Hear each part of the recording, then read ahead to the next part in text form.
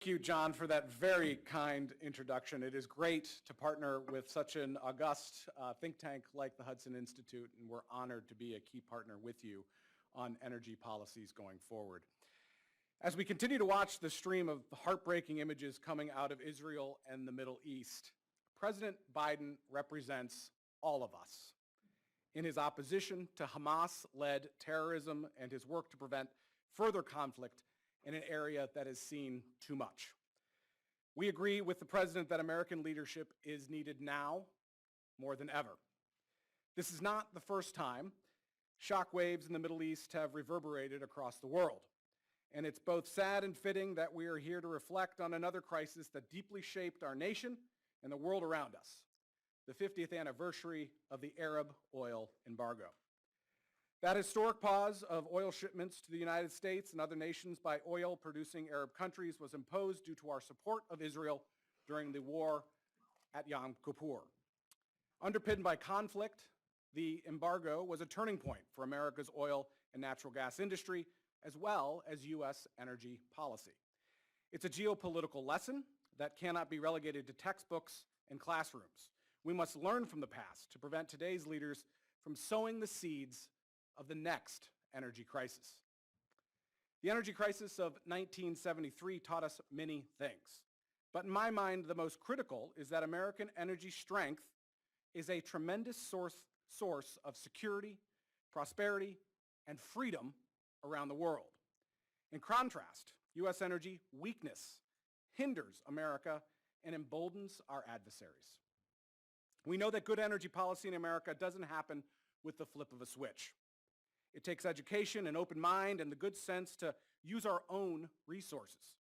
Politically, energy can and should be a bipartisan and unifying issue. But we must come together as a country to get the details right to chart an energy future that works. Now is the time, 50 years after the 1973 energy crisis, to do exactly that. It's hard not to notice a few similarities between the landscape in 1973 and that of today. If you look around, America finds itself divided in the same way that we were in the 1970s. Back then, it was driven, of course, by the Vietnam War. Now, animosity flourishes everywhere, fanned by social media. Inflation was high then, it's high now. We are a nation gridlocked by political polarization and scandal. Today, as in 1973, we face geopolitical hostilities across a dynamic world that needs more energy. A conflict in the Middle East that could swiftly expand. The largest land war in Europe since World War II. And China acting aggressively against Taiwan. The seeds of the 1973 crisis were sown when short-sighted U.S. policy missteps made America increasingly dependent on foreign oil imports. Back then, Republican President Nixon ushered in an era of price controls, rationing, and import tariffs that not only favored foreign oil imports, but did little to spur continued energy investment here in the United States. 50 years later, President Biden has sought an all-of-government approach to increase barriers to domestic oil and natural gas production. Instead of learning from our history, we're at the risk of repeating it. As this administration increases regulatory and tax burdens on a uniquely American industry, our leaders have important questions to consider today or face growing consequences tomorrow.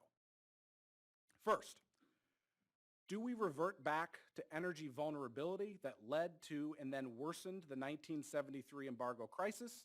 Or do we resolve to harness America's vast energy potential for our own security and increase stability throughout the world? Second, what can we learn from the policies and practices of a prior generation that defeated the tyranny of World War II? As American policymakers seek answers, they should know we possess a stabilizing force and a hedge against overseas unrest, American energy from oil and natural gas. This doesn't happen on its own. We must reset policies to unlock our energy resources and strengthen America. With a pandemic and political polarization, the 2020s have already proven volatile. But after the attacks by Hamas in Israel 11 days ago, and with Putin's war in Ukraine about to enter its third year, America's natural gas and oil are critical now, just as they were at other times in our history. Indeed, the decades before the embargo were actually a period of enormous American energy strength. And the story is not always taught in school, where Pearl Harbor and D-Day and the atomic bomb dominate. In truth, the secret weapon for Allied strength in World War II was American oil. The U.S. industry supplied and moved a remarkable 86% of the crude oil needed to defeat both Japan and Nazi Germany. Even Soviet dictator Joseph Stalin recognized the critical contribution of the American oil field in fending off the German offensive of 1941 and 1942. In fact, at a banquet honoring Sir Winston Churchill during the war, Stalin offered the following toast: "This is a war of engines and octane. I drink to the American auto industry and the American oil industry." In his most recent paper, Hudson Institute's own Arthur Herman makes clear that if America's effort to finance and build infrastructure for moving oil and refined products across the country had the active support of the federal government, at that time run by another Democratic administration.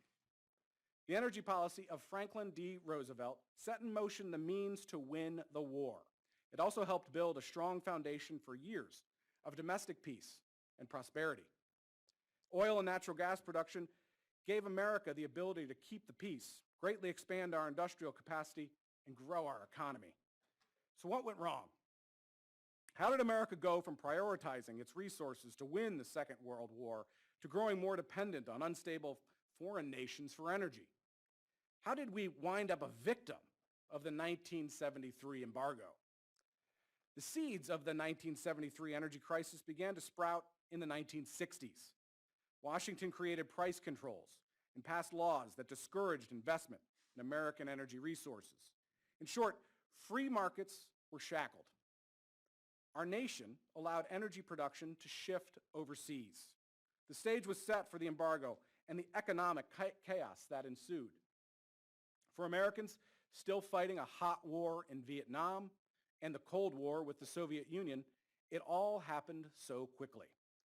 During the short Yom Kippur War in October 1973, Arab oil leaders imposed an embargo on oil shipments against Western nations for their support of Israel. The embargo eventually quadrupled the global price of oil.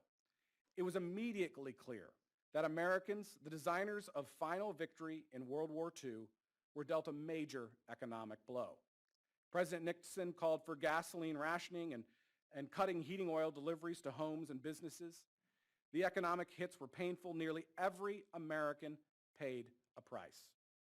The embargo lasted only a few months, but started a lost decade of inflation, high interest rates, and high unemployment. When the next energy crisis hit, spurred by Iran, President Jimmy Carter delivered a speech in 1979 describing our response as, quote, the moral equivalent of war. He called for reduced energy demand, decreased gasoline consumption, and fewer oil imports. What was missing from Carter's list of energy policy ideas? Increasing American oil production. American resources and the workers poised to produce them were summarily dismissed from the solution. So it wasn't just a lost economic decade for America. It set in motion 4 lost decades for American energy. U.S. production collapsed in half between the early 1970s and 2008. Now, during this time, the industry made some critical advances, especially in terms of technology. American energy producers developed second and third generation offshore rigs, helped invent the liquefied natural gas industry, and built the Trans-Alaska Pipeline with bipartisan support.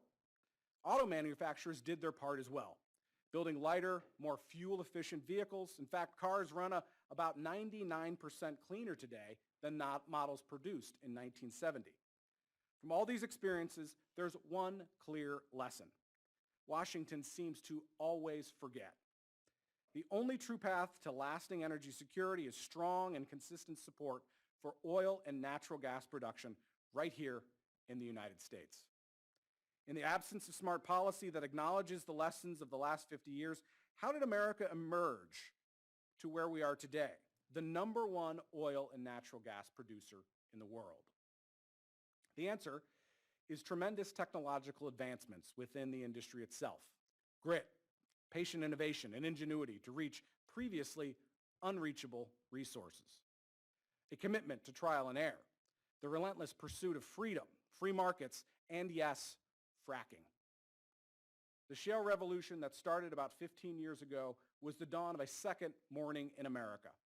Technology has placed America at the center of the energy universe, and thankfully, ours is a free nation where if you own your own property, you have the rights to the subsurface too. This has allowed our industry to thrive without the need for government intervention on private lands. Slowly over the years, a path toward American energy strength was put in place. Until now. Over the past 3 years, our nation has seen a profound shift from the federal government to move away from America's oil and natural gas. Rather than work both towards energy security and environmental progress, President Biden and his team have continued to govern with contradictory policy while vilifying American energy.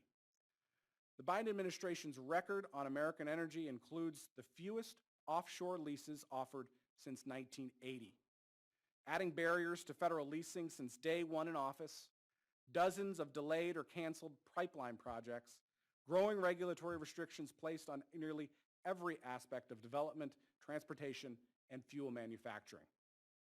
50 years after the embargo, these mounting restrictions are sowing the seeds of the next energy crisis, with significant ramifications for consumer costs, reliability, and broader energy security. And it doesn't have to be this way. We can come together to get energy policy right. With instability abroad, the world needs leadership, and Americans need the White House and Congress to send a clear message, an unequivocal signal about the real value of American oil and natural gas. Here are 3 key ways that they can do it. First, increase access and reduce restrictions to produce energy in America. On public lands and in federal waters, especially in the Gulf of Mexico, yes, America is producing natural gas and oil at near record levels in the last few months.